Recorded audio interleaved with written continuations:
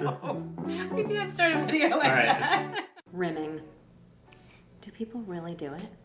Lick each other's buttholes? Well, the answer is yes, and it's not as scary as you might think.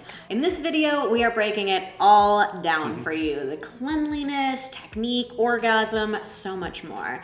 But first, we want to know, have you heard of rimming before? Or maybe you've heard of it, but you've heard it referred to as a different word or a term. So let us know in the comments. If you're brand new to our channel, we of course want to say hi. We are Vanessa and Xander. Marin Vanessa here is a sex therapist. We've been together for 15 years, and these cute little faces to the side of us, which you may or may not see, are our pugs, Maggie and Winston. And our account is all about giving you the tools, tips, and techniques that you need to create a truly extraordinary relationship inside the bedroom and out. So if that's something you're interested in, and who wouldn't be, then just go ahead and hit that subscribe button. Okay, so let's talk about rimming. Rimming is having a moment. For a very long time, it was really thought of as like this more advanced, more kinky type of thing. But these days, a lot more people are trying it, and even people who might otherwise have described themselves as like not that adventurous or even kind of vanilla. And we're even starting to see it depicted in the media for the first time ever. There have been some TV shows, some movies that are finally starting to show it. So whenever we talk about any sort of sexual act, the place that we always like to start is with consent. You want to make sure that your partner, and this doesn't matter if you're with a partner for that night or a partner that you've been with for decades, you always want to make sure that your partner is on board with doing something like this. Definitely make sure they're on board with any form of anal play. So in general, we like having these conversations outside of the bedroom first. You can mention to your partner, like, this YouTube video popped up in my feed today, and I was wondering what you think about it. But make sure it's something that your partner is excited to explore. Another important note about rimming is that people of all genders can enjoy it. So an important note for all the straight men watching this, if you're curious about rimming, if you're curious about or enjoying any kind of anal play, that does not mean that you are gay. It says nothing about your sexuality.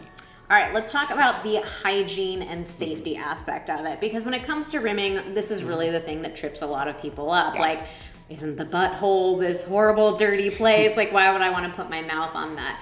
Rimming really does not have to be that big of a deal. There are a few simple steps that you can do to make it a safer experience. Of course, any form of sex comes with its risks, so you want to make sure that you feel educated and informed to make these decisions.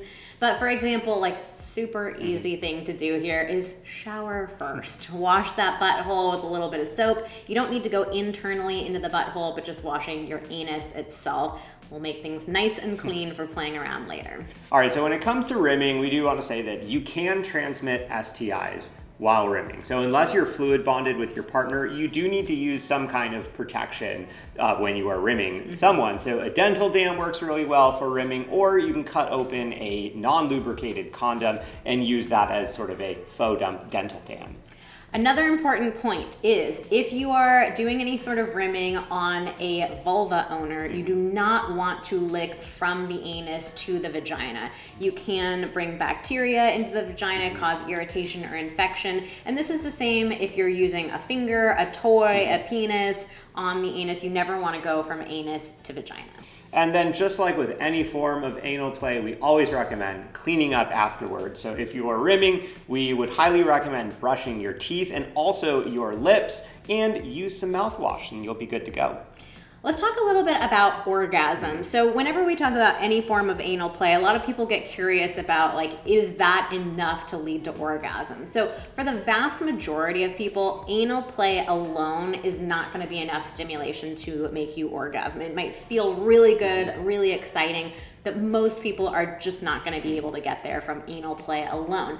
So we always recommend for any form of anal play, and definitely for rimming, if you're doing it, to also have some form of genital stimulation. So maybe you reach around to your partner's genitals, maybe you use a toy on them, maybe they touch themselves while you're doing it. So those are just all great ways to, like, bring in more stimulation and make sure that your partner, if they want to orgasm, is able to orgasm.